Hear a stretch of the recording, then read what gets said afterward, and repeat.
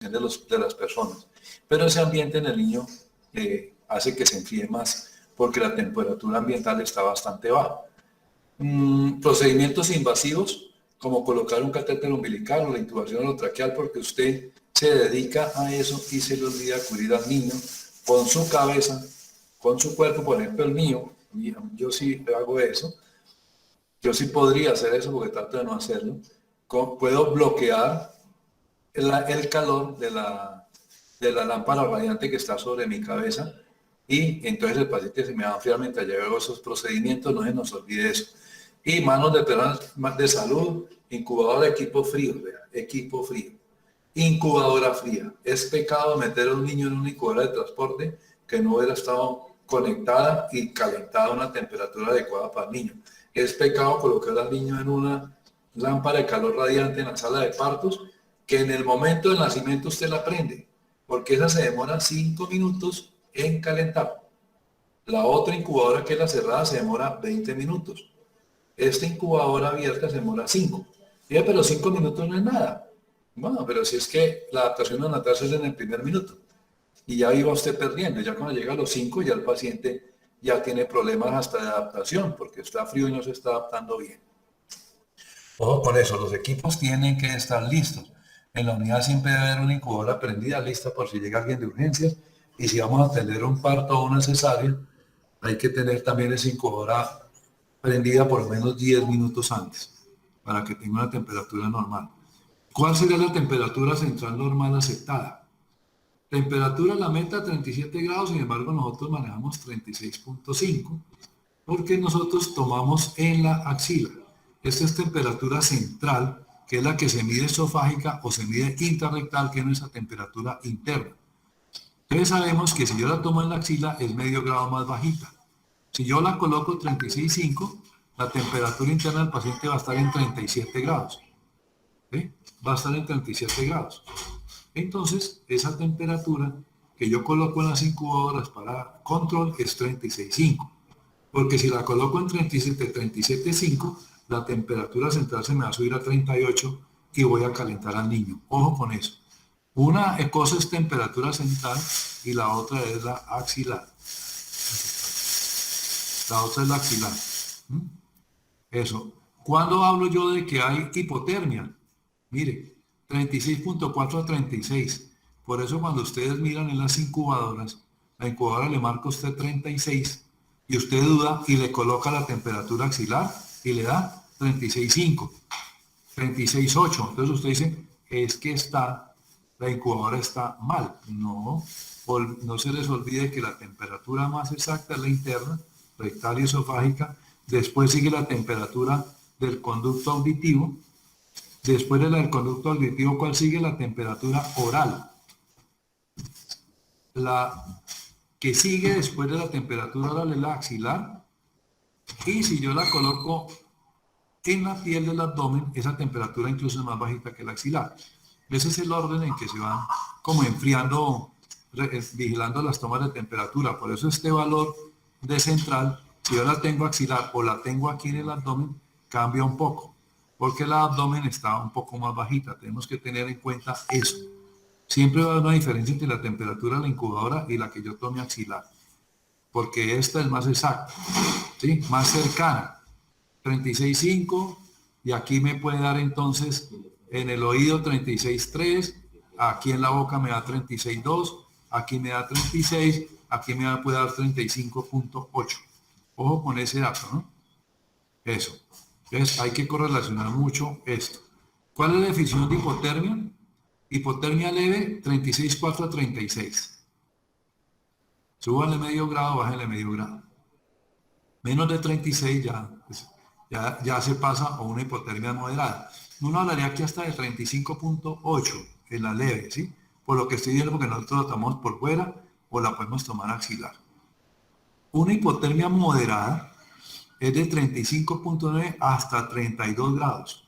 En este rango de temperatura es donde nosotros vamos a manejar los pacientes de hipotermia terapéutica, que se manejan en 33.5, es el rango promedio que vamos a manejar. Los pacientes nosotros los vamos a enfriar para que queden en este rango de temperatura moderada temperatura central. Ya que cuando yo le ponga la cutánea va a tener 33, 32.8, pero en la rectal va a tener 36.5, porque estos pacientes de hipotermia terapéutica se van a manejar con temperatura rectal. Se manejan con las dos temperaturas, rectal y la otra que es la cutánea, para poder tener el comparativo. ¿Cuándo es hipotermia severa? Menos de 32 grados. Esto sí es una crisis severa, porque el paciente se desconfigura completamente y aparece la hipotermia, aparece la hipoglicemia, aparece el estrés respiratorio, la disminución de todo el metabolismo, y ahí puede llevar a una falla multiorgánica severa. Ojo, menos de 1000 gramos, hipotermia severa, menos de 35 grados. Ahí sí yo no voy a esperar. Esa ya para recién nacido, pretérmino extremo de menos de 27 semanas, no voy a esperar a que caiga a 32 para decir que está moderada. Esa es una hipotermia severa. Este pacientico hay que tener mucho cuidado con él. Tengo que recalentar de una forma lenta y adecuada. Ahora sí, ¿cuáles son los neonatos que están en riesgo de hipotermia? Cuando ya dijimos que los que tienen riesgo de hipotermia aumentada, ¿sí? Riesgos de hipotermia aumentada. Los niños, lo que hablábamos, lo que ustedes me estaban diciendo, todo prematuro tiene más riesgo por la calidad de su piel. El bajo peso al nacer, ¿por qué el bajo peso al nacer? Aunque la piel del bajo peso al nacer está más madura, ¿sí? La del bajo peso al nacer está más madura. La cantidad de grasa que tiene aislante es muy poca. Y como tiene poca grasa aislante, entonces se va a enfriar más fácil, porque el factor protector que impide la pérdida de temperatura hacia el exterior va a estar muy disminuido. Es como tener un abrigo grueso y un abrigo delgadito, ¿sí? El prematuro, el abrigo es muy delgadito, entonces se va a enfriar mucho más fácil. Una chaqueta de seda es diferente a una chaqueta de piel de oso, por ejemplo. Todos los niños que son pequeños para la edad gestacional, ¿sí? Bajo peso al nacer es una restricción, pero hay niños que 34 semanas que son pequeñitos, ¿sí? También por la misma consideración, ¿no? Los RCI simétricos, por ejemplo. Todo paciente que requiere una reanimación cardiopulmonar prolongada. ¿Por qué? Porque usted lo expone demasiado, se puede interponer entre la lámpara de calor donde se está mandando la temperatura al paciente. El paciente va a perder unas cosas que ahorita vamos a ver, una forma de control de temperatura que él no va a tener y no lo va a poder hacer tan fácil. El uso de líquidos que estamos colocando, que son fríos, no están calientes ni nada, entonces eso está entrando por la vena y me lo va a enfriar. El oxígeno que estoy usando, si el oxígeno no está caliente, no tiene una temperatura adecuada, el gas que está entrando me va a enfriar desde el pulmón hacia adentro del paciente también. Pacientes muy enfermos, ¿sí? Muy enfermos, porque se presenta mucho en sepsis y otras enfermedades del paciente que están ahí. Todos los niños que tengan defectos abiertos de la pared abdominal y otros defectos corporales, porque, imagínense, yo tengo esta parte del intestino, no tiene forma de regulación térmica, como lo es la piel, como es el tejido celular subcutáneo, como es la grasa. La temperatura se pierde directamente, el paciente se va a enfriar mucho más fácil. Por eso una de las cosas más importantes de este paciente es que apenas nace, se coloca la bolsita, y la bolsa le tiene dos cosas: protege de la pérdida de humedad y protege del enfriamiento, de las formas en que se va a enfriar este paciente mucho más fácil. Todo paciente que está con sedantes, analgésicos, relajantes o anestésicos, todos los que uno tiene en la unidad de cuidado intensivo, o por ejemplo yo le intubé en salas, y entonces le coloqué midazolam, le coloqué morfina, le coloqué propofol, algo para intubarlo. Ese paciente pierde unos mecanismos de control de regulación de temperatura, que los vamos a ver más adelante. Entonces también hay que tener cuidado con ese paciente. Vamos a mirar cómo se pierde la temperatura, ¿sí? El estrés, hay una cosa que es el estrés por frío, y el estrés por frío es las reacciones que tiene que hacer el niño para conservar su temperatura y generar calor. ¿Cuándo? Porque se disminuye la pérdida de calor o aumento de la producción de calor, ¿sí? En ese paciente. Esto es hipotermia y esto es hipertermia también, ¿sí? Porque la hipertermia también es mala para los niños. Pero el frío me los va a poner muy mal. Yo puedo perder calor porque entre más me enfríe, menos calor tengo para perder. Y si el medio ambiente puedo tener un buen contacto y todo eso, puedo hacer que mi calor que está perdiendo se va a perder hacia las zonas que están en contacto conmigo, por ejemplo. Entonces, cuando hay frío, que usted siente el escalofrío, siente el aire frío, esas señales llegan al hipotálamo que está en la base del cerebro, ¿sí? Y lo primero que hace el niño entonces, ¿qué es? Hace una liberación desde el hipotálamo, desde arriba, una orden que va hacia suprarrenales y todo eso, para que se haga una liberación de norepinefrina, de epinefrina, y va a hacer una vasoconstricción en los brazos y las piernas. Entonces, eso hace que la sangre se permanezca, por eso es que vemos los niños acrocianosis distal, con los pies y las manos moraditas. Él está tratando de regular la temperatura y está haciendo que la sangre se quede en el centro del cuerpo.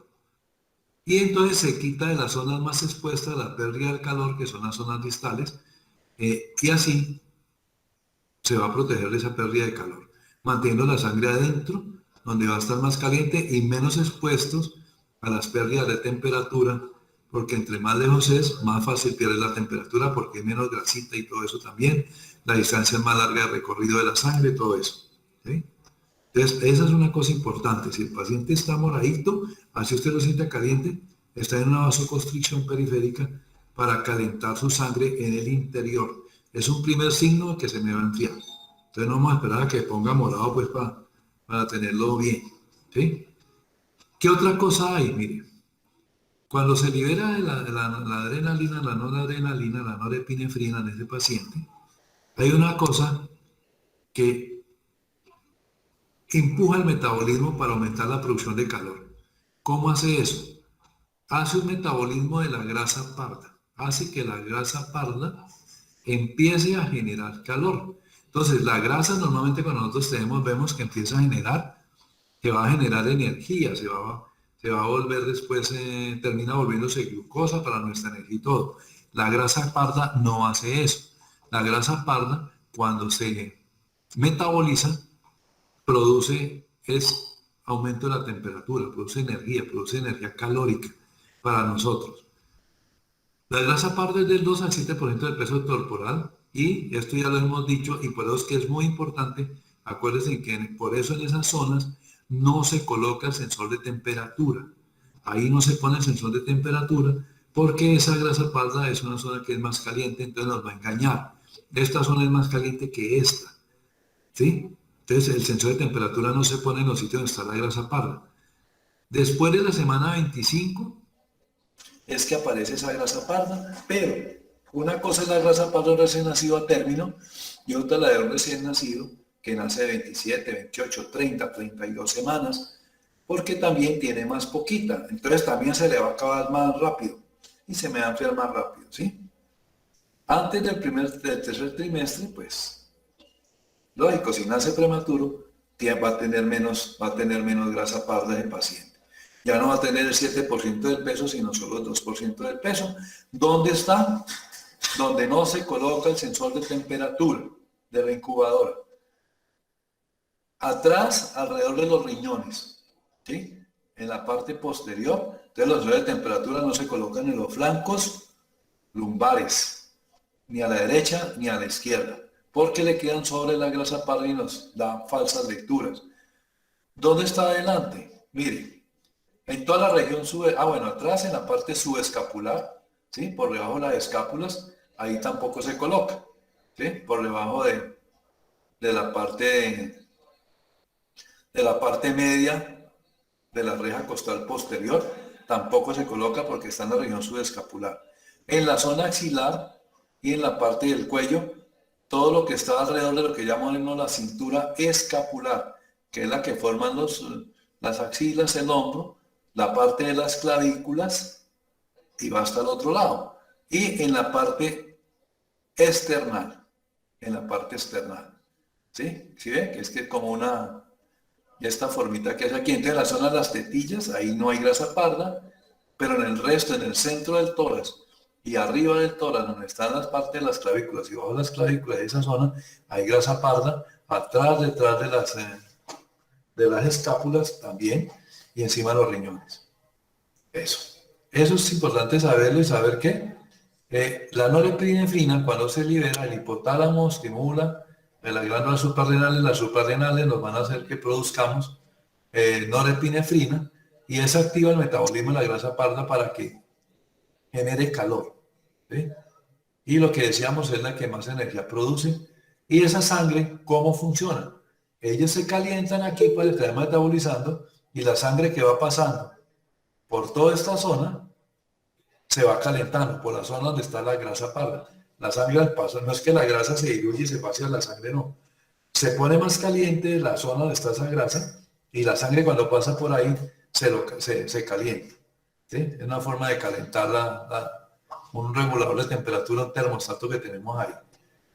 Esto es lo que les decía a ustedes, que hay una diferencia entre el prematuro y el niño a término, y una diferencia entre el prematuro y el niño a término, y el paciente que yo cedo o relajo, ¿sí?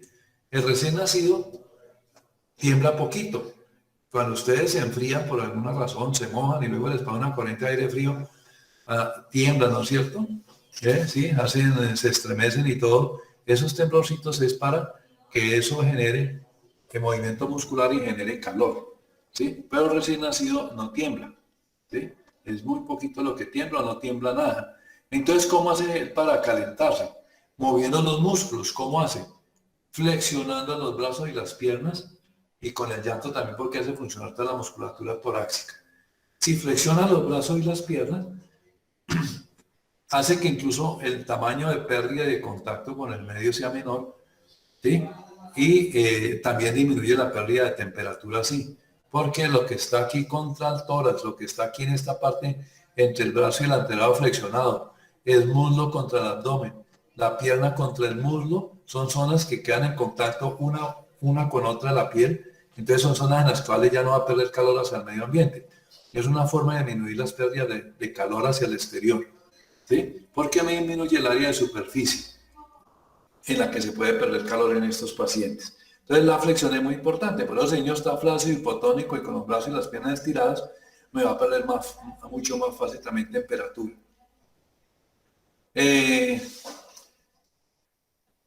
Entonces, ¿qué pasa? Cuando recién nacido está malito, que hay que reanimarlo, que está muy hipotónico, muy hipoactivo, el recién nacido, todas sus funciones se disminuyen, la producción de adrenalina también, y no metaboliza bien la grasa parda, o sea que su calentador de sangre deja de funcionar.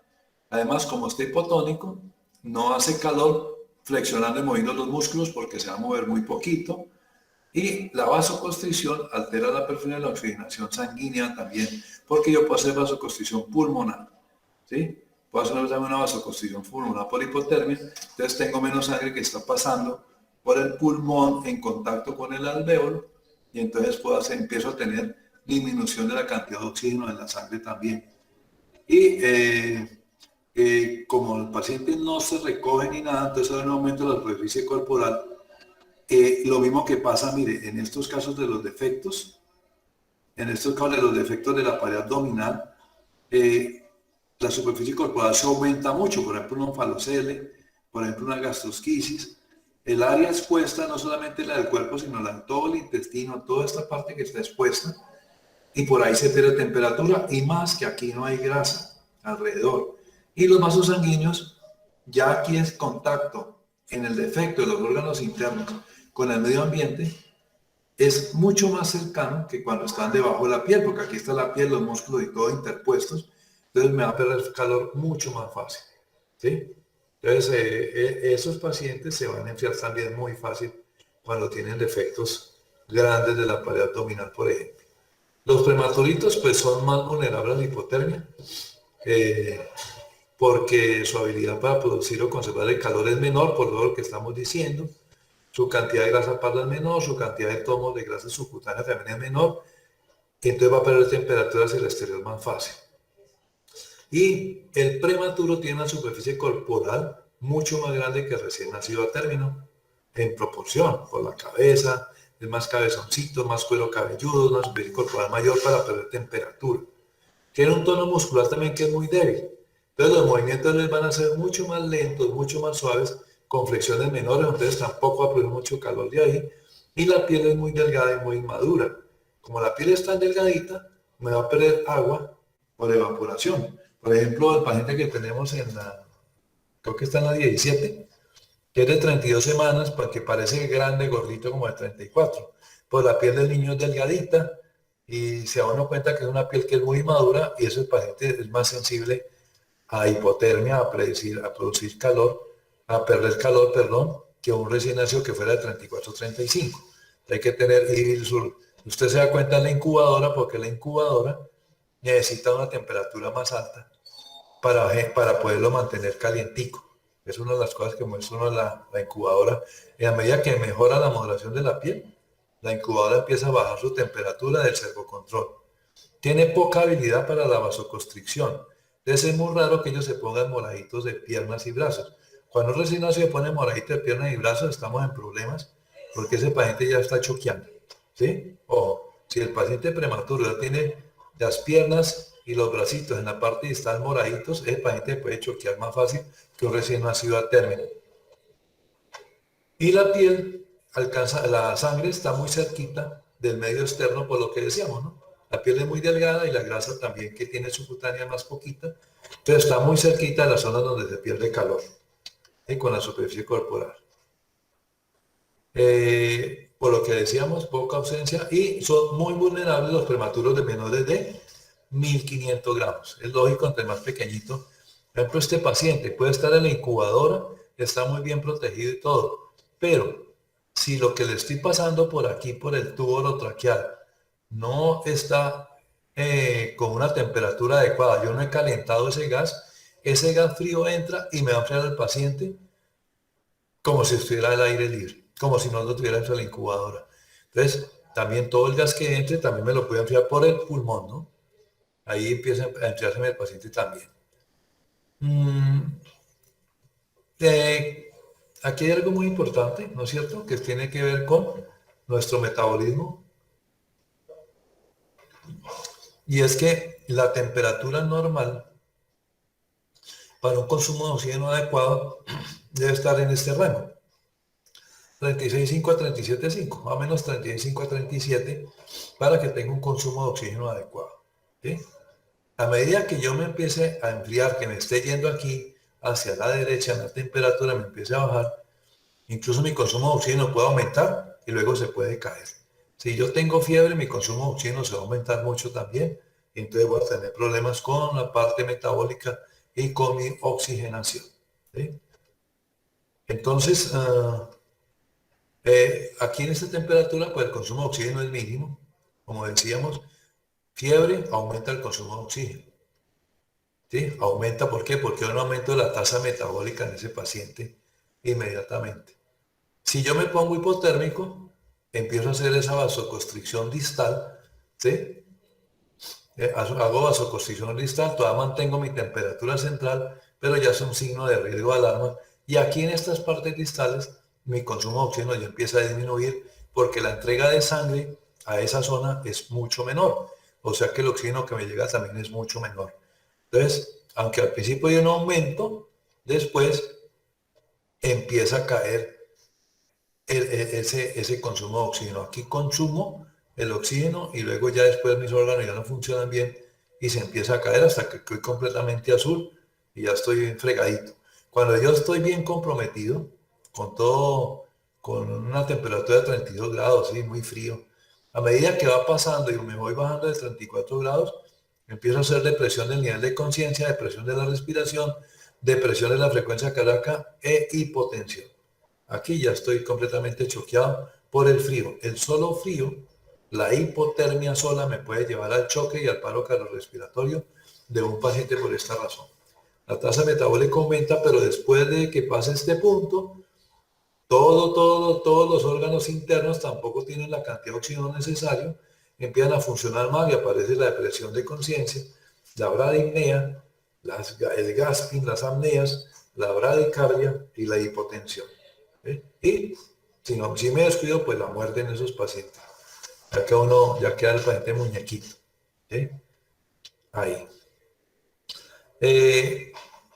Esto es lo que estábamos hablando, ¿cierto? La hipotermia.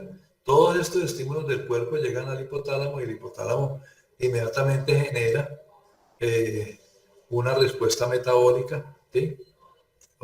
Me empieza a ver un metabolismo con un aumento de la tasa metabólica de la grasa parda, y esto me va a hacer también, eso me va a hacer que aumente el consumo de oxígeno, una tasa metabólica alta, como veíamos ahora, si hay fiebre o si inicia la hipotermia para hacer vasoconstricción, flexión y de todo, me aumenta el gasto metabólico que estoy haciendo, todo eso me aumenta el consumo de oxígeno, ¿sí?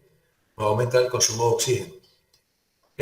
La vasoconstricción periférica, que es una defensa para mantener la sangre caliente en el centro del cuerpo, disminuye la liberación de oxígeno a los tejidos, lo que estábamos hablando ahora, y hay una hipoxia tisular. El aumento del consumo de oxígeno también me va a terminar llevando a una hipoxia tisular en esos pacientes. La vasoconstricción pulmonar, mire que eso me afecta a todo. En el pulmón también hay vasoconstricción. Y entonces aumenta el chorro de derecha a izquierda. Quiere decir que la sangre pasa por el pulmón, pero mucha no toca la parte donde están los alvéolos. Entonces la cantidad de sangre expuesta para tomar oxígeno del pulmón es menor. Y la sangre vuelve con una cantidad de oxígeno menor, una saturación de oxígeno menor en la sangre, que me lleva a hipoxemia. El paciente empieza el trabajo respiratorio para tratar de compensar y aumentar la exposición de los alvéolos a esa sangre, y eso aumenta el consumo de oxígeno y termina llevándome a la hipoxia. Además, toda esta cantidad de energía que estoy gastando yo acá, en aumento de la tasa metabólica, me aumento el metabolismo de la grasa parda, todo eso que estoy haciendo me lleva a un aumento en la utilización de la glucosa. Y eso me lleva a una depresión de los depósitos de los depósitos de glucógeno y a hipoglicemia. ¿Se acuerdan cuando hablamos de hipoglicemia? Que dijimos que cuando hay oxígeno, de una sola molécula de azúcar con el oxígeno, me salen 38 unidades de ATP, que son las estrellitas que ven ahí que son hartas. 2 unidades iniciales cuando la glucosa pasa y se vuelve ácido pirúvico. Salen 2 ATP. Y cuando el ácido pirúvico pasa su metabolismo en el ciclo de Krebs, al unirse con el oxígeno, me genera 36 ATPs. Pues si yo tengo hipoxia, no tengo oxígeno, acuérdense de que esa cantidad de ATP se disminuye dramáticamente. ¿Cómo se disminuye dramáticamente? Porque los 36 unidades de ATP que se producen con el oxígeno ya no se van a producir porque no hay oxígeno en la parte periférica por la vasoconstricción y por la hipoxia. Entonces solo voy a producir 2 ATPs. O sea que para yo producir los mismos 38 ya no necesito una unidad de glucosa sino 19. Y por eso voy a hacer hipoglicemia más fácil. Y si mis niveles de glucosa son bajitos, como en un prematuro o en un RCIU, ¿sí? Por ejemplo, un paciente que venga enfermo inútero con unas reservas bajas, pues la hipoglicemia va a aparecer mucho más rápido. Entonces la hipotermia severa. ¿Y qué pasa en el prematuro? Pues le va a ir peor por lo mismo.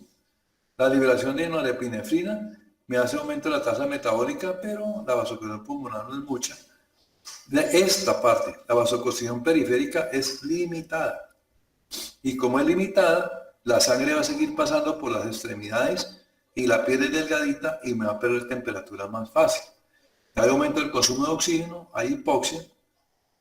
La glucosa que tiene es muy poquita y me hace una hipoglicemia mucho más fácil, ya que al prematuro le va peor inclusive por eso, porque ni siquiera hace vasoconstricción periférica, que es una forma de protección que tiene el cuerpo. Es un niño que no se va a mover mucho, que está constantemente así como estiradito, ¿sí? No va a hacer flexiones ni movimientos espontáneos para generar calor, luego la pérdida va a ser mucho más rápida, ¿sí? Entonces, ¿qué pasa? Ese prematuro, por ejemplo, ¿sí? Además de todo, que tiene la hipoglicemia, la hipotermia, va a hacer que los factores de migración celular, las células de defensa, migren más lento, todo el metabolismo va a ser más lento, entonces la respuesta inmune va a ser mucho más lenta también. la fagocitosis, ¿sí? Y todo lo que tiene que hacer el organismo para defenderse también va a ser muy lenta. Entonces el riesgo de sepsis en el paciente es mucho mayor.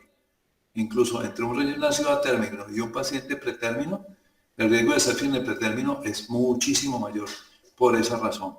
Además, va a tener alteraciones de la coagulación, ¿sí? Va a tener alteraciones, se altera la coagulación porque se altera el metabolismo en esa parte.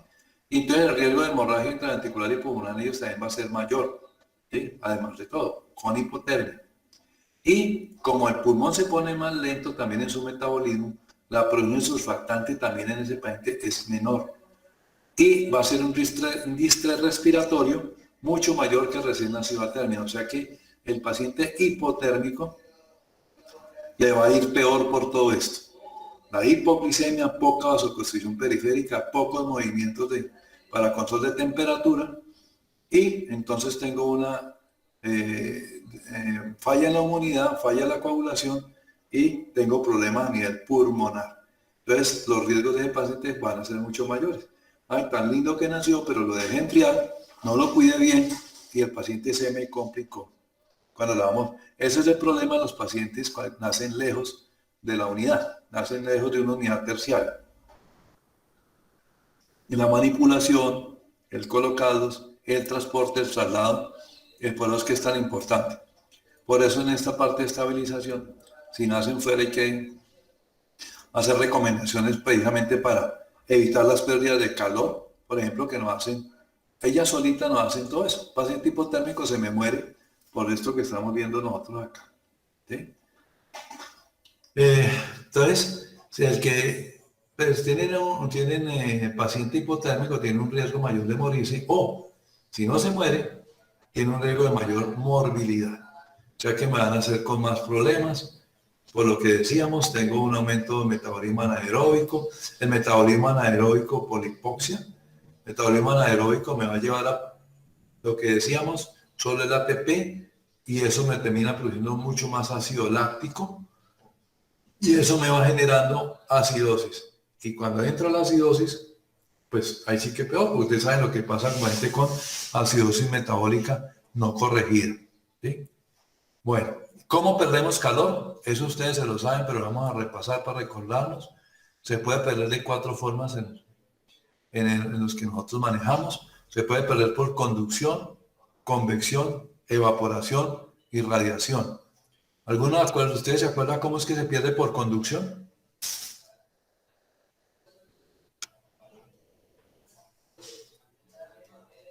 Conduce la temperatura. Uy, gracias. Yo pensé que estaba hablando solo porque yo no los veo. ¿Cómo? Conduce la temperatura de una superficie fría por contacto con la piel del paciente o con cualquier cosa hacia una superficie caliente. Es correcto, sí, es correcto. Sí, ahí ese es por conducción. Porque acuérdense que cuando hay dos cuerpos en contacto, hay un gradiente de temperatura en el cual el calor se va a calentar la parte que está fría. Entonces le va a robar calor a lo que está más caliente. Recuerden, cuando usted pone una mano encima de una superficie y usted quita su mano después y toca con la otra mano, se da cuenta que la superficie está más calientica. ¿Por qué? Porque le ha sacado temperatura a usted, su mano va a estar más fría. ¿Sí? Le saca la temperatura para tratar, lo que se pasa en el medio ambiente es tratar de igualar las dos temperaturas, tratar de igualar las dos temperaturas. ¿Sí? Entonces, normalmente lo que está caliente, el frío le saca el calor a lo que está caliente. Entonces, es una de las cosas, si yo coloco sobre una superficie fría, sobre una bandeja, sobre algo, el paciente se me va a enfriar porque yo lo estoy reanimando, lo reanimo por un lado, lo reanimo por otro, pero lo dejo sobre la camilla, sin colchoneta o sobre la colchoneta, que normalmente las colchonetas son frías, pero no le pongo nada debajo. Mientras lo estoy reanimando, estoy perdiendo porque la temperatura me está perdiendo y me va a hacer hipotermia en ese paciente. ¿Sí? Y si hay más de un mecanismo de calor, pues el paciente me va a enfriar mucho. Piel húmeda en el quirófano. No lo sé qué. Quirófano es frío y tengo la ventana o estoy debajo del aire acondicionado. O sea, como si estuviéramos en la cama en la cama 21, en la cama 20 o en la cama 14, 13, que hace tan, ahí les coge el chiflón, como dicen, la 14, el chiflón del aire acondicionado. Esos pacientes que se sitúan ahí hay que tener cuidado porque se pueden enfriar mucho más fácil. Ojo con eso. Una incubadora que esté ahí tiene que trabajar más, porque el aire ambiente, ahí donde está la incubadora, como está cayendo el aire, del aire acondicionado directo, esa temperatura tiene una temperatura externa mucho más baja que las otras que están al lado o al frente. Esa tiene que aumentar, trabajar mucho más, ¿sí? Incluso para eso. Se puede perder estos 0.2 hasta 1 grado por minuto, ¿sí? O sea que yo puedo enfriar al paciente en 3 minutos. En 3 minutos lo puedo dejar con 35 grados de temperatura si yo no estoy pilas. O sea que si la incubadora de calor radiante del quirófano se calienta a los 5 minutos, no, el paciente ya en cuánto lo tengo, en 32. Está como una paleta, ¿ve? Si el paciente, si es un prematuro y no tiene forma de regular él mismo su temperatura, hay que tener mucho cuidado con eso, ¿sí? Entonces, por eso, ¿cómo prevengo yo que no me pierda temperatura? Hay que colocarlo sobre una superficie térmica, algo que esté caliente. Estos son unos líquidos especiales que usan en algunas partes, que nosotros aquí no tenemos eso. Rompen y queda como una temperatura tibia cuando lo colocan. Y ya, después quitan ese colchoncito. No es que hagan calentar la bolsa ni nada, es que ya viene así y se activa y queda como tibio, ¿sí? Pero normalmente nosotros tenemos esto, entonces tenemos que calentar la incubadora, ¿sí? Tenerle una temperatura, que las sabanitas también estén tibias, ¿sí? Y cuando lo acomodemos, colocarlo encima con una sábana, una mantica o con la compresita. Pero acuérdense que las compresas son frías, pero hay que dejarlas ahí para que se tiren también un poquito, pero nunca colocar esa sábana ni las compresas encima de la incubadora, del calefactor de la incubadora, porque podemos quemar al paciente. No se les olvide. Eso es una forma de perder. Esto es otra forma de perder temperatura. La otra es la por convección, ¿no es cierto? Perdón. Aquí. Es la por conducción, ¿sí? Yo puedo perder calor por conducción. ¿Cómo más puedo perder calor? Por convección. ¿Cómo es por convección? Por la corriente de aire que está alrededor mío, ¿sí? La corriente de aire que está alrededor mío me puede originar eso. ¿Cómo sabemos? Cuando usted sale del baño mojado y le abren la puerta del baño en ese momento, entra el aire frío que está afuera, inmediatamente usted le da el escalofrío, porque esto que pasa toca lo que está húmedo y empieza a hacer que se evapore lo que está aquí. Esa corriente de aire produce escalofríos y todo. Entonces, por eso es que las incubadoras son cerradas con una pared o doble pared, o por ejemplo las abiertas para niños grandes tienen las paredes laterales. La pared lateral que tienen las incubadoras abiertas no es para proteger al niño de que se me caiga la incubadora, aunque sí es importante por eso, sino es para cortar la corriente horizontal que llega al paciente. Mire aquí cómo pega y pasa por encima del niño y sigue. Si no estuviera esta pared aquí superior al pie de la cabeza, la corriente, o en los pies, la corriente de aire pasaría derecho y me enfriaría al paciente porque llegaría al mismo nivel. Eso hace la incubadora, las abiertas, con esas paredes laterales, y esa es la razón de ser de esas paredes laterales. Entonces hay que mantenerlo con la pared de arriba, no solamente para evitar que se caiga, sino porque evita la pérdida de calor ¿por qué? Sí, Convección. por convección, por convección. Entonces una vez que hace una conducción, no, por contacto, este es por el chiflón de aire, acuérdense de eso. Es para cortar el chiflón de aire. ¿Sí? ¿Listo? Entonces es una forma muy importante de perder calor. Es lo que veíamos acá, mire, si el paciente tiene abajo las puertas laterales, se me va a enfriar, se me va a ponerme moradito. Y si la habitación es fría, pues peor. Por eso en la unidad normalmente la mantenemos a 22, 24 grados. Se han dado cuenta que en estos días que hubo 4 pacientes en nuestra unidad hacía mucho frío, porque había muchas cosas, había mucho espacio entre una y otra. Cuando la incubadora la unidad está llena, esa temperatura no se siente porque las incubadoras están prendidas, está funcionando. Hay mucho calor humano cercano también y mucho calor de los equipos también.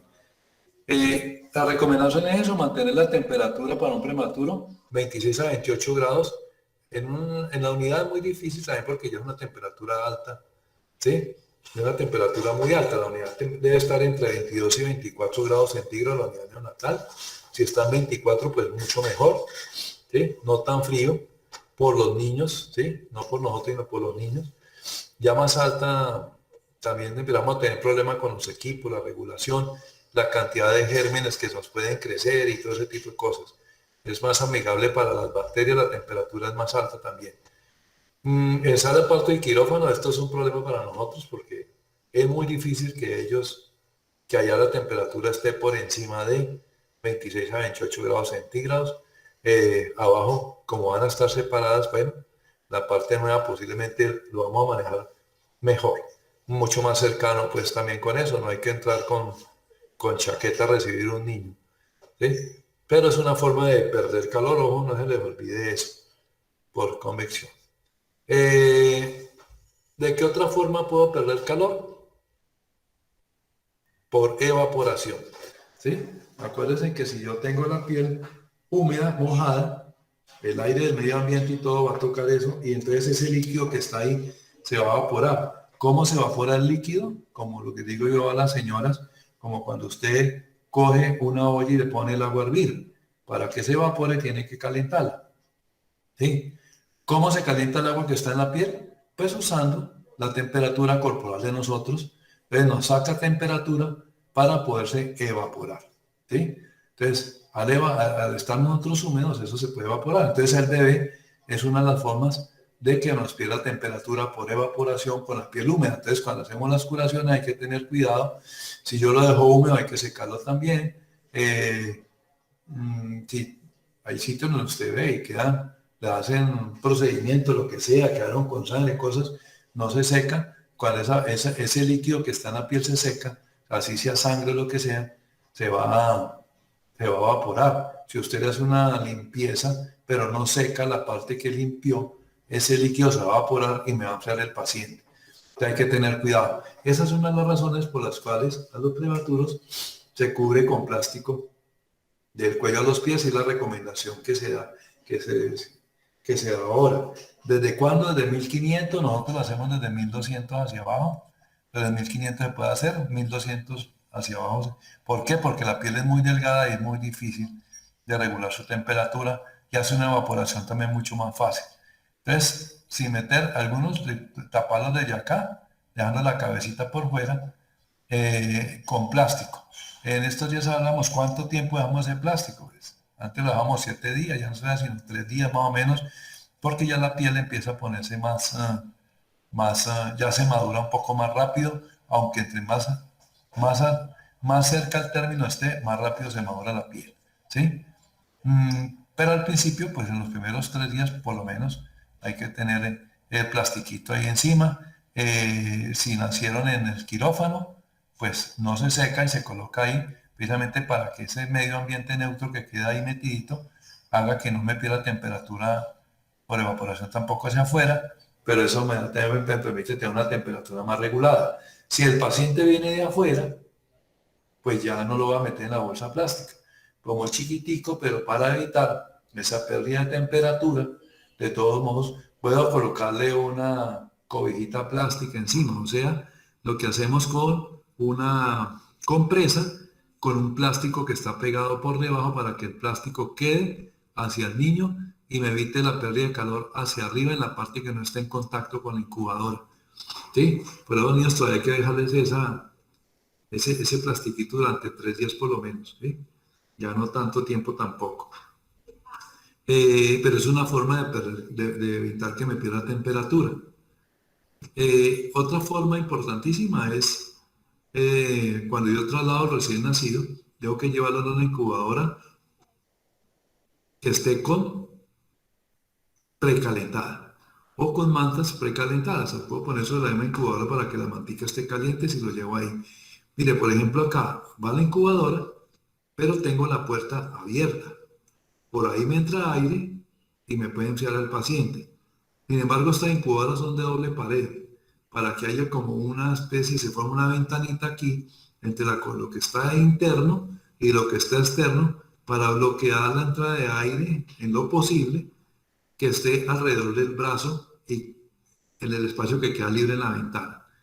Por ejemplo, para eso la doble pared en las incubadoras de cuidado intensivo, sobre todo la parte de crítico, es muy importante ahí. ¿Sí?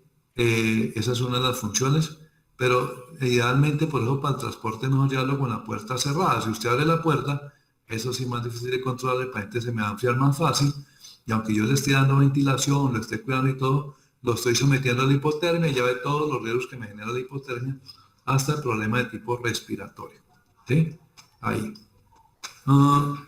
Esto también es muy importante, el oxígeno frío en la cara. Estimular los receptores de frío me libera la norepinefrina. Entonces eso me aumenta el consumo de oxígeno, me aumenta la tasa metabólica. ¿Sí? Ese oxígeno que estoy colocando, pues en lo posible tenemos que calentarlo así.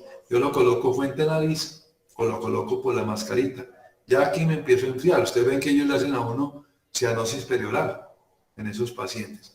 Si le pongo un HUD o una cámara cefálica y no caliento el aire, esto frío sobre la parte del cuero cabelludo, que es una parte con una superficie corporal mucho más grande que la de nosotros y que no tiene grasita ahí, entonces se va a perder más fácil el calor, me lo va a enfriar más fácil. Y si se lo dejo inhalado, esa sangre que va por los pulmones se va a enfriar y va por el cuerpo fría. ¿Sí?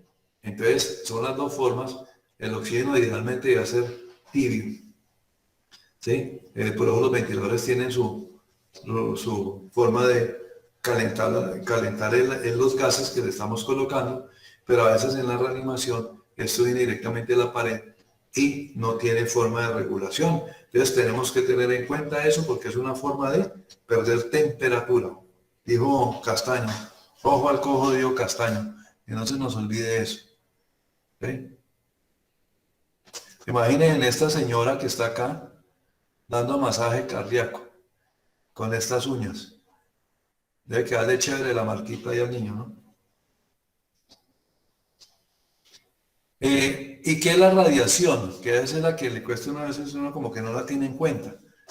La radiación, ¿sí? Aquí hablamos de hipertermia, pero hay una hipertermia por radiación, pero también hay hipotermia por radiación.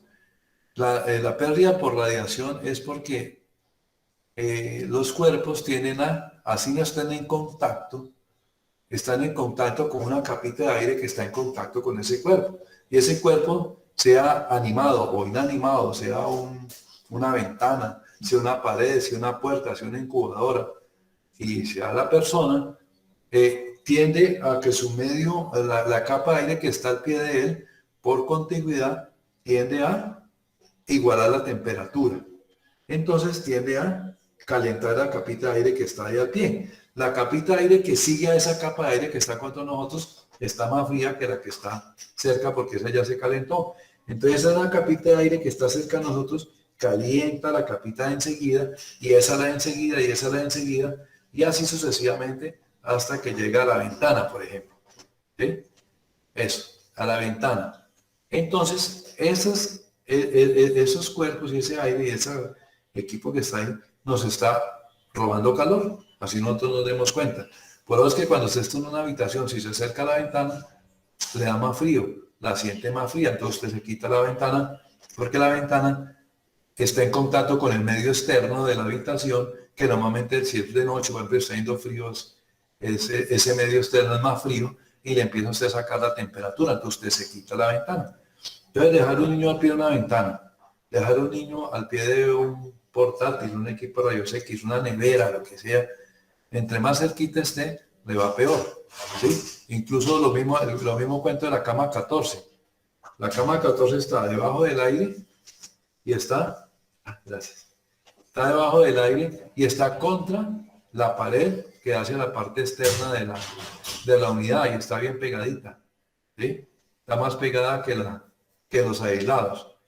Entonces, a ese paciente que está ahí tiende a enfriarse más fácil, tiene más problemas en su temperatura, por ejemplo. ¿Cuándo puedo tener hipertermia por radiación? Igual, si mi medio ambiente de arriba está más caliente, pues me va a calentar a mí el cuerpo.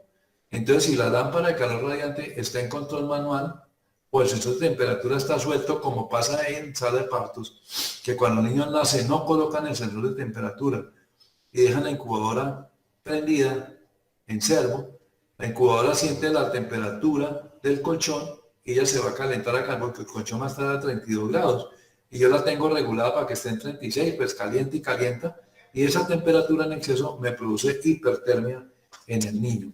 Ojo con eso. Siempre hay que tener el control manual o el sensor de temperatura bien colocadito. Si la ponen en el manual, tienen que vigilar al paciente, idealmente volver a pasarla a servocontrol. Tarden en usar el manual en servocontrol, ¿sí?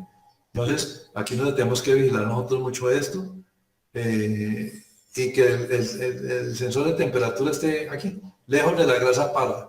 Grasa parda está aquí, grasa parda está aquí, grasa parda está aquí. ¿Sí? En este son como los cachos de Capricornio, así. ¿Sí? Acá. Por detrás, debajo de las escápulas y atrás, debajo de los riñones. Entonces se coloca aquí o acá. Preferentemente hacia la zona hepática. ¿Sí? Aquí en estos lados mejor. ¿Listo?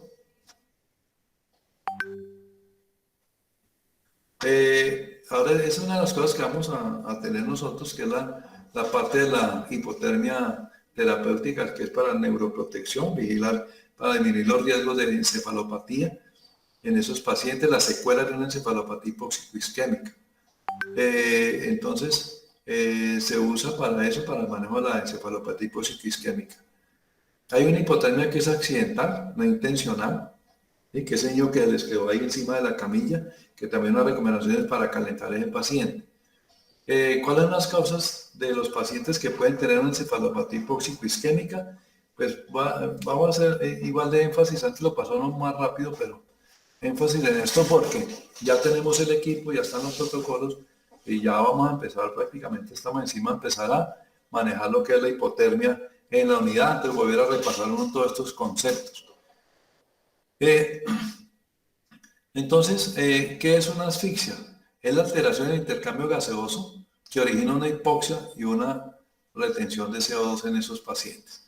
¿Sí? La hipoxia pues me va a hacer todo eso que no hace la hipotermia, porque la hipotermia origina hipoxia y termina siendo el metabolismo anaeróbico, la acidosis metabólica y todo eso.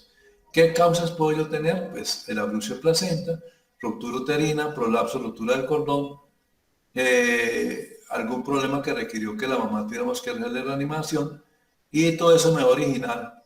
Eso es una alteración en la perfusión entre la placenta y el feto. Entre la placenta y el feto. ¿Sí? ¿Sí? Que tengo un problema placentario o la mamá me hizo colapso maternal que requirió reanimación cardiopulmonar.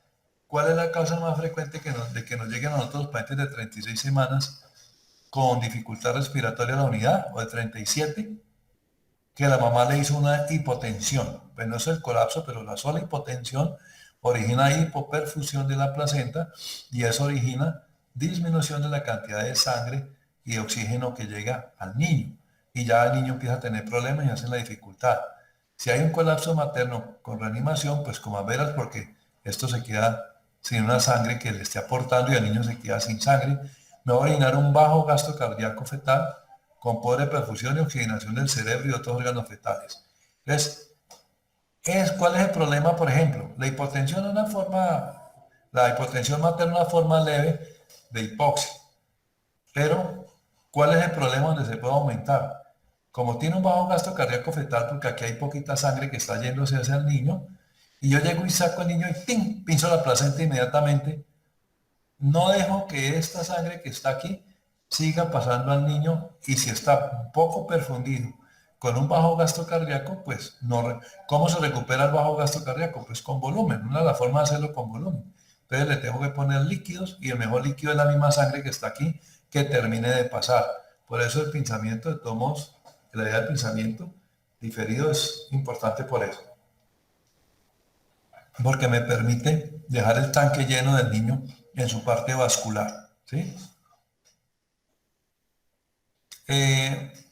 Entonces, La hipoxia, ¿sí? La hipoxia me va a originar el metabolismo anaeróbico, que fue lo que hablamos ahora, porque no tengo oxígeno, entonces solo voy a producir 2 ATP en vez de producir 38. Necesito mucho azúcar para producir esos 2 ATP, y eso me genera un aumento del ácido láctico, como la parte del metabolismo anaeróbico que ya no pasó por el ciclo de Krebs. Me aumenta la presión de ácido láctico y eso hace que yo tenga un aumento de aniones y me hace un aumento de la caída del pH.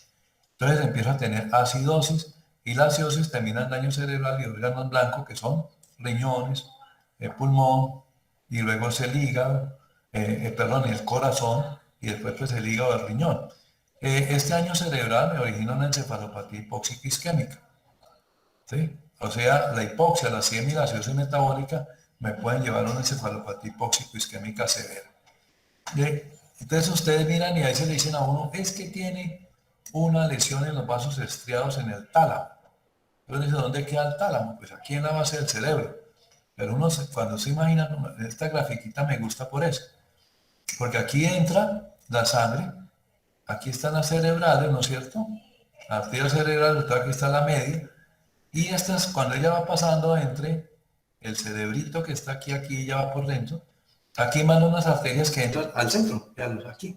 Esta es la zona del tálamo y la zona de los núcleos cerebrales, todos los núcleos que tiene uno aquí, los núcleos de que uno llama de la base. Estas arteritas chiquiticas, vean. Cualquier hipoxia, hipoperfusión hace que esta sangre no suba y me produce la lesión acá. Entonces, cuando la lesión es muy severa, aunque este vaso aquí es más gruesito, para que sea más difícil, este poquito, mire que los vasos son poquitos, ¿verdad? Son corticos, llegan aquí y se me dañó. Son los que nos quedan con lesiones cerebrales, parálisis cerebral, con paresias y todo ese tipo de cosas, con compromiso de los núcleos de la base. Los que llegan más arriba, pues llegan a la zona del cerebro, ¿no? Y me produce una injuria de la sustancia blanca. Entonces la mayoría de lesiones son aquí a este nivel. Pero cuando son más profundas me lesionan el centro cerebral. ¿Sí? Y terminan haciéndome eso. Cuando cicatrizan, pues se murió el tejido, me queda el hueco. El huequito que queda ahí, que es la encefalopatía hipóxico-isquémica, pero ya con resolución. Ya me empiezan a quedar quistes por encefálicos, se llama eso. También como me queda con huequitos en el cerebro. ¿Sí? Eso es. Entonces, ¿eso qué tan frecuente es? De 3 a 5 por cada 1000 recién nacidos vivos. ¿Sí? 3 a 5 por cada 1000 recién nacidos vivos. Digamos, un ejemplo, en Ibagué nacen 11.000 recién nacidos, 11.000 recién nacidos al año. ¿Sí? 11.000. O sea que va a haber de 30 a 50 pacientes con riesgo de hipoxia perinatal, de encefalopatía hipóxico-isquémica. ¿Sí? 30 a 50. Si yo lo divido por mes, me da 3 a 6 pacientes mensuales. ¿No es cierto? Pero no todos son de encefalopatía severa. Esa es la encefalopatía hipóxico-isquémica severa o la moderada, entonces me va a dar 1 o 2. O sea que todo va a haber 2 o 3 o 1 por lo menos que tenga ese tipo de problemas.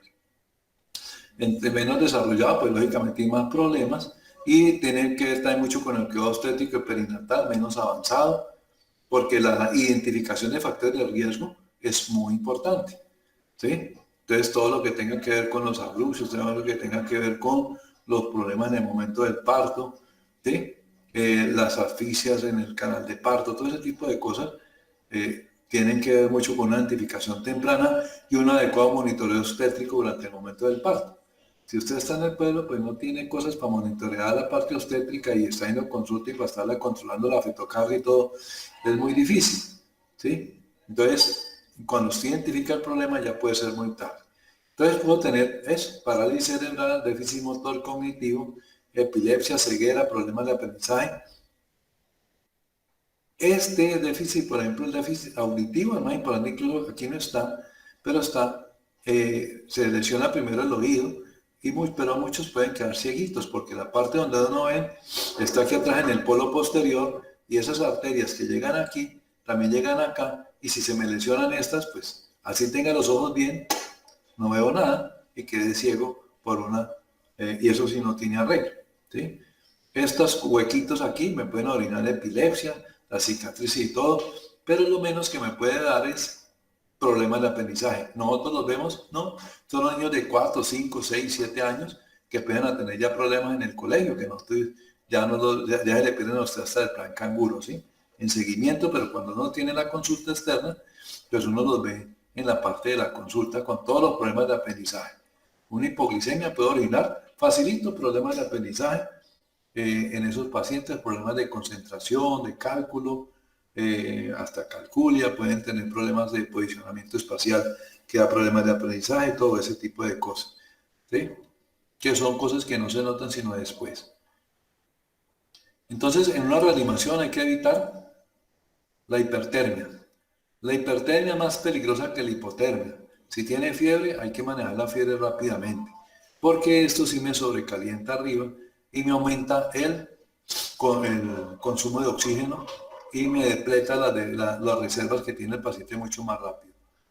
La hipoglicemia también hay que estar pendiente, hay que vigilar la glicemia y si el paciente está enfermo, hay que mantener la glicemia, hay que mantenerla con los bolitos, pero solo si tengo compromiso, si el paciente está comprometido, ¿sí?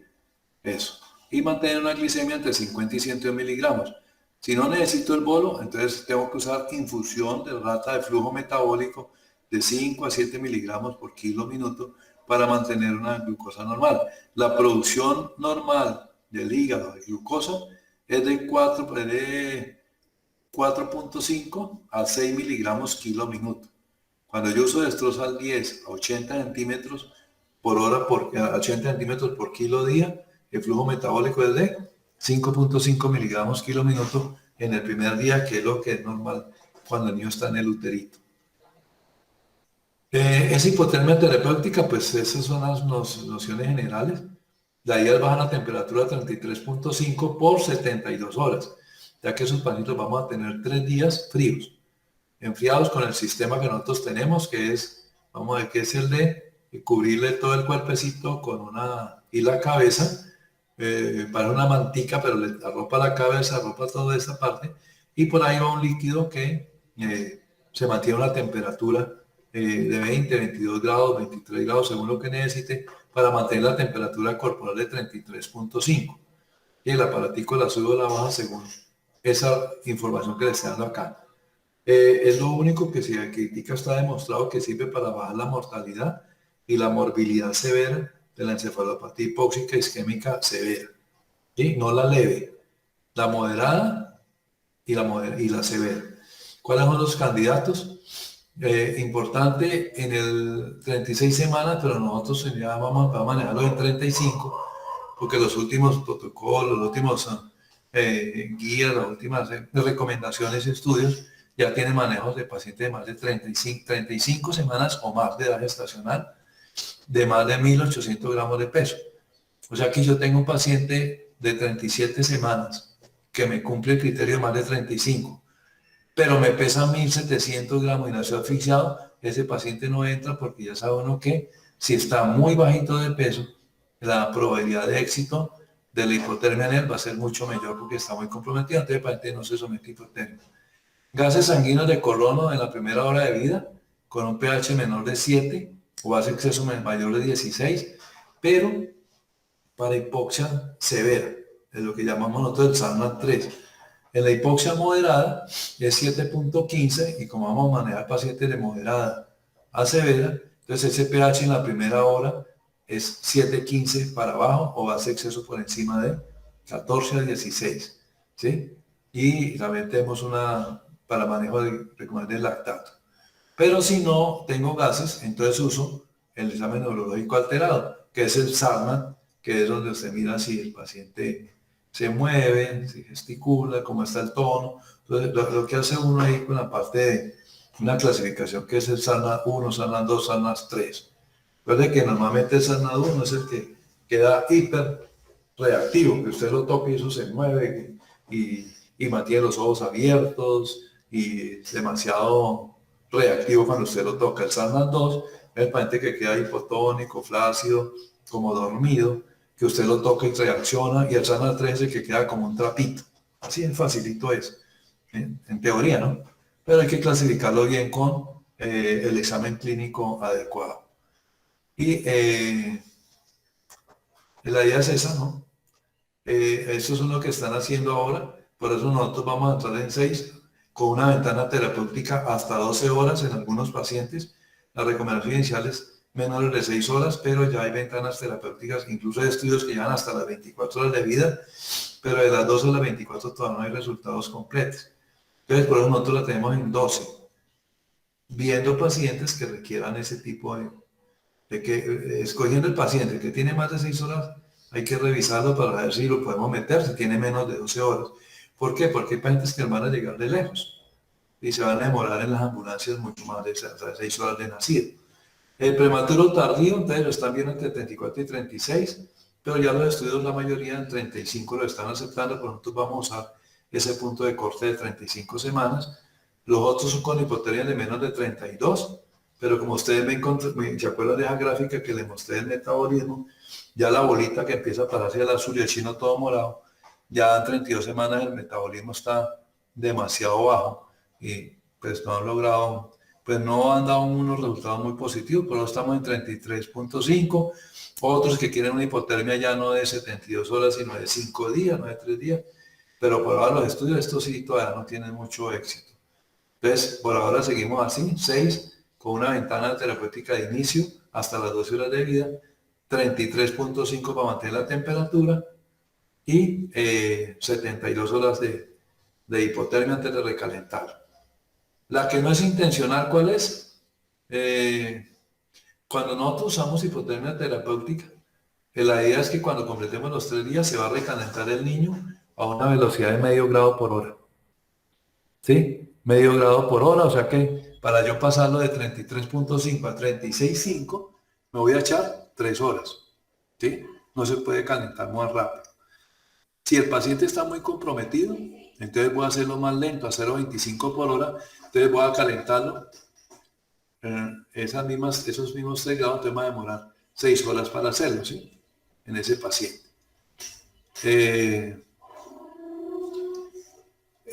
Si yo tengo el paciente que se me enfrió en el quirófano y todo, pues yo no voy a esperar 3 horas para calentarlo. Entonces sí lo voy a recalentar mucho más rápido, pero vigilando los signos vitales, el nivel de conciencia del estado ácido básico. ¿Sí? Si está demasiado frío, pues voy a no recalentarlo tan lento, porque 3 horas es mucho, pero sí por lo menos que esté en 1 hora para subirle la temperatura a ese paciente. ¿Sí? No ponerlo, pues, no ponerle la incubadora a 40 grados para que se caliente, porque termina siendo contraproducente, ¿sí? En esos pacientes. Esta es la temperatura, lo que decíamos, rectal-esofágica, pero eso es el con hipotermia intencional, que es la otra, la hipotermia terapéutica. Lo que decíamos, la temperatura de la piel me puede dar una temperatura diferente, más baja, pero a veces me puede dar una más alta de la que realmente tengo. ¿Sí? Y si yo lo tengo en el incubador me está calentando la piel, pero es que se usa la temperatura rectal. Y en el prematuro, pues hay que vigilar la temperatura axilar. Y si tiene encefalopatía hipóxica isquémica, si yo lo recaliento, se me pone muy caliente y está asfixiado, puedo producir lesiones y favorecer hasta sangrados en la cabeza, sangrados cerebrales y todo eso, por los cambios en la vasculatura a nivel cerebral. ¿Sí? Caso de vasodilatación y todo.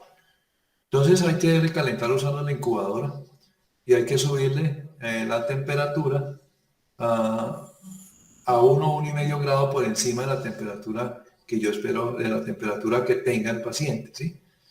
Que la temperatura que es central, digamos, el paciente tiene 35 grados, 36, entonces la pongo a 36, 36.5 grados, no a 40 ni nada. No tan lejos para que el gradiente de temperatura no sea tan diferente y el intercambio de temperatura no sea tan brusco. ¿Sí? Eso, y vigilarlo lentamente, monitoreando al paciente en ese caso. Este es el problema de usar la lámpara de calor radiante, que yo tengo menos control sobre la forma de calentar porque hay muchas cosas que me inciden en la temperatura, como el medio ambiente que está más expuesto, el aire que pueda haber, todo eso. Entonces, tengo que tener cuidado con eso cuando uso la lámpara de calor radiante. Tengo que estar vigilando la temperatura también muy frecuentemente para que suba bien. Y el problema es este, ¿no? La vasodilatación, que me favorece la parte de sangrados, incluso la vasodilatación me puede llevar a hipotensión en esos pacientes. ¿Sí? Entonces hay que vigilar la frecuencia cardíaca. ¿Sí? Si yo lo pongo en hipotermia, la hipotermia misma me va a dar bradicardia. Ya hablábamos ahora de que la hipotermia produce bradicardia. Cuando yo lo tengo hipotérmico, lo voy a tener bradicárdico. Entonces, ojo con eso, ¿no? De una vez les cuento. Cuando los tengamos en hipotermia terapéutica, la frecuencia cardíaca unida va a estar entre 90 y 120. Es lo que vamos a manejar. Más de 120 y hay que hacer unas cosas menos de 90 también. ¿Listo? Pero ya no es la que nosotros estamos acostumbrados, 150, 148, ¿no? Va a estar ahí, entonces hay que estar.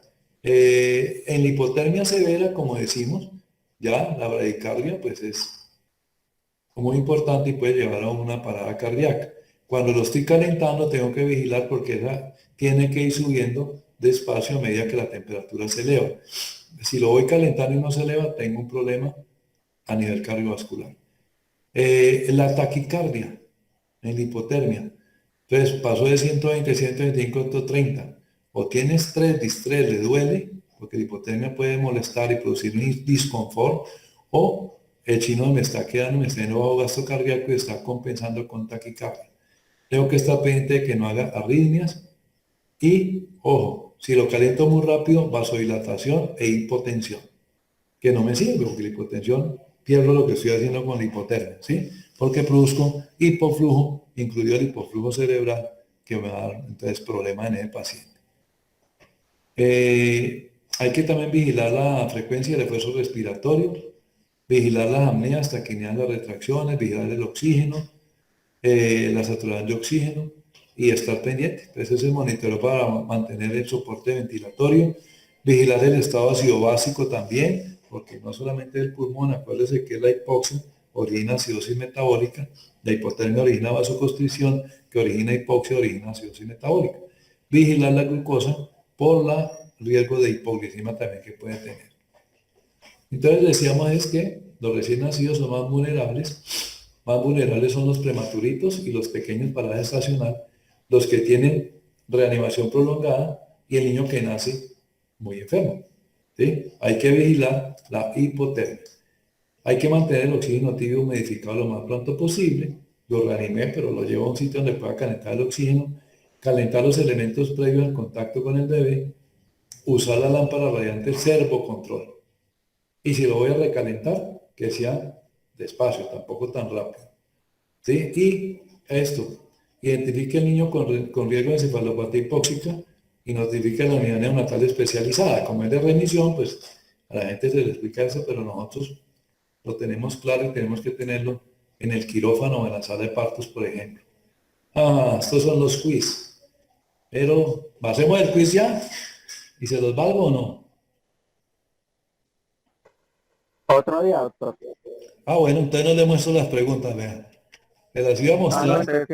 Ya no, ya ustedes ya dijeron que no. Con uno que diga no. Bueno. Bueno, muy bien. ¿Alguna cosa especial en esta parte de este módulo?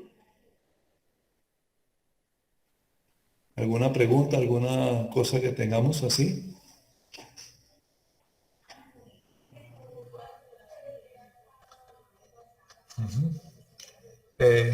Bueno, eso es bueno, indica que todo quedó clarito. Pues es que por eso es que es importante que dentro de las medidas de prevención. ¿Ustedes me están viendo por la cámara? No. Sí, señor.